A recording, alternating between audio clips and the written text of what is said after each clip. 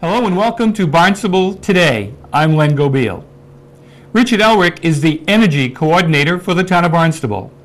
This week at the Barnstable Town Council meeting, there will be a presentation by Mr. Elrick about the second round of CVEC and their presentation and their requests for more solar power at the different locations here in the town of Barnstable. Joining us now is Mr. Elrick, who can explain what's going to happen at the council meeting this week. How are you, Larry? Now, I'm fine, thank you. Now, you've already appeared before the council, and you have permission, and now we have some solar energy projects going on in the town of Barnstable at different locations. So this is the second round of where you're making the presentation to the council. Tell us about that, please. Absolutely. We're very excited about this second round of Cape and Virginia Electric Co-op solar installations. Just by way of a quick update, we did award a contract for the first round, and that first round related to a 4-megawatt system for our capped landfill. We are now proceeding with the second round. A contract has been awarded to Broadway Electrical out of Boston.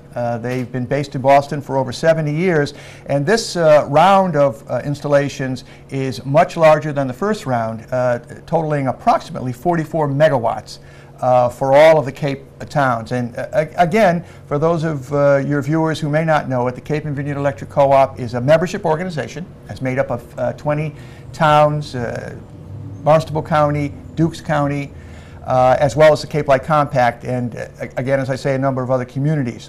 And we all participate in this program, and it's an effort to develop as much quality renewable energy as we can on the Cape. For Barnstable in particular, there will be several sites.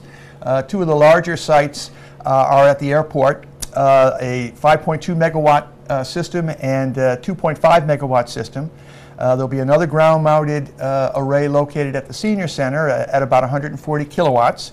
And then there'll be also one other large ground-mounted system at Independence Park, and that's going to be another big one, over 3 megawatts. And then we have two roof-mounted systems as well, one at the high school for approximately 460 kilowatts, and then one at the West Villages school as well for 63 kilowatts, much smaller. And the total cost savings, once all of these projects are installed, will be approximately $306,000 a year in energy savings. Renewable every year. Well, this is the contract that's been signed is for a 20-year fixed period. Okay. Now, before anyone gets too excited about this, obviously the town council is going to have to sign off on this as they did in the first round. And this Thursday, we're going to be offering a relatively short workshop to the town council, and it's not just Charlie McLaughlin, who is the town's representative to CVEC, will be there, of course, as well as I hope will be David Anthony, who's the town's chief procurement officer and has been very involved in these projects. Let me stop you for a second. The award has been given out for the solar array at the landfill. Right. When might that be in operation? Well, we hope that'll be in operation within a year.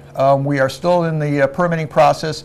That really is one of the more daunting elements of all this, not so much from the town side, but in terms of getting what's called the interconnection agreement with NSTAR. NSTAR has a backload of these applications coming in from not only all the Cape towns that are doing these projects, but from other towns across the Commonwealth. Solar, as everybody knows, is a hot commodity right now. There are a lot of advantages to it, a lot of cost savings, a lot of credits and rebates that are available, and that is sort of what's driving the desire of towns to move in this direction. Okay. Now, for those of us who are novices in your area, do these solar arrays, do they have to be facing a particular direction? Are they facing south? Where most of the sun would be during the course of the day here on Cape Cod? Absolutely. To be most efficient, obviously, they need to be facing as directly towards the south, the prevailing, where the sun is most constant on the southern horizon. And interestingly enough, they're more efficient in cooler weather rather than hotter weather. A lot of people think that if you establish or install an array, for example, in the southwest desert, you'll get a high level of efficiency.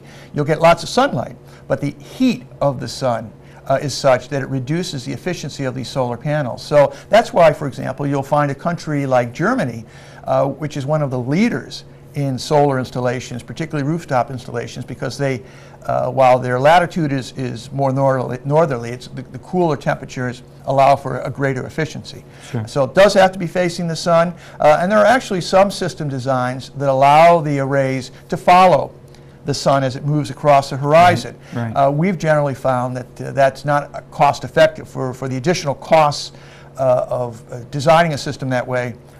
You just don't get a good payback. Right. Around here anyway.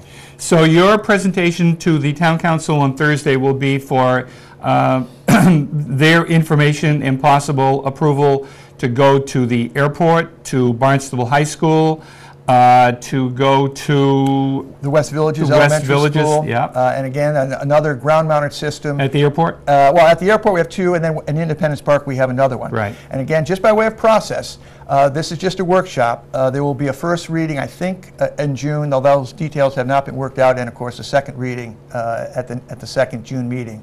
And we're hoping that again, since the Town Council has reviewed this process previously with the first round, the contracts that were developed at that time, with a great deal of assistance of the Town Council, and especially Councilor Ann Kennedy and some other councilors that are no longer serving, we developed what we think is an excellent model document. The contract has been highly rated by Mass Department of Energy Resources, and other towns have looked to it as a model as well. Sure. So we think it'll be relatively less challenging to bring this to the council this time around. They've done it once, so this should be easy. Okay, so. in the short amount of time that we have left, I want to change the subject to something else that's near and dear to your heart.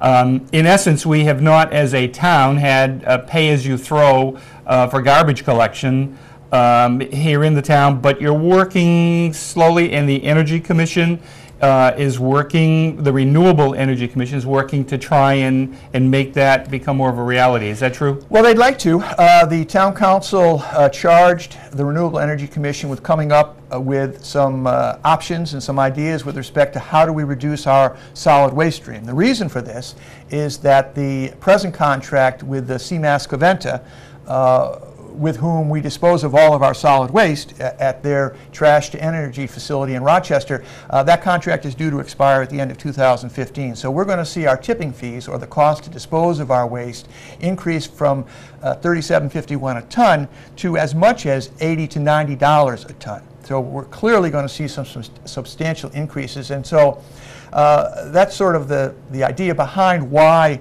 the Town Council asked the Commission to look at this issue. And so they did. They looked at all of the options that exist out there to reduce a town's solid waste stream, and they found that by far, pay-as-you-throw, this idea that you pay sort of in a unit-based way, like we do for water or electricity, was the most efficient way to reduce our solid waste stream, so that if residents know that they can control their disposal costs based on how much they recycle, they're going to be more motivated to recycle naturally. And the other advantage of it is sort of an equity advantage.